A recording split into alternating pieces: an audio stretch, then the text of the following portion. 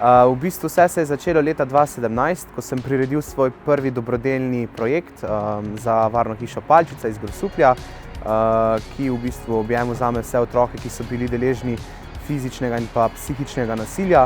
V letu 2019 je zajemalo v bistvu moje prostovoljsko delo vodenje samega projekta, dobrodelnega projekta Enostavno človek, kjer sem bil vodja akcije in pa koordiniral preko 100 prostovoljcev. Hkrati pa delujem tudi v sistemu tutorstva kot koordinator tutorjev na Univerzi v Mariboru v sklopu Pedagoške fakultete Maribor. V bistvu motiviramo vsi preostali prostovoljci, ki so vključeni v sam projekt. Njihov entuziazem, njihova energija je res zelo nalezljiva in to mi daje neko energijo tudi meni, da želim pomagati, da se trudim pomagati po svojih najboljših močeh. Aktivacija mladih na področju prostovoljstva sploh ni težka, zato ker mladi si želijo pomagati, so željni izkušenj, željni širjenju kompetenc in pa aktivne participacije v prostovoljnih projektih. Prostovoljstvo sam dojemam kot neko poslanstvo, ki ga moramo peljati skozi celotno življenje.